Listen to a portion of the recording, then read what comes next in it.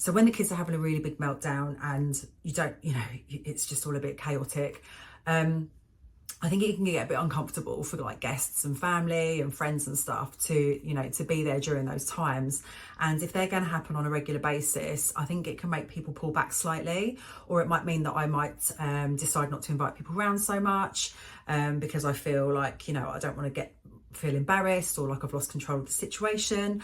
And this can happen quite regularly. And I think that over time, it sort of creeps up on you and it builds up, and you sort of end up thinking, gosh, it's been really, really long time since I've had anyone over, or it's been a really long time since, we've been to go and see my parents, or, or something like that.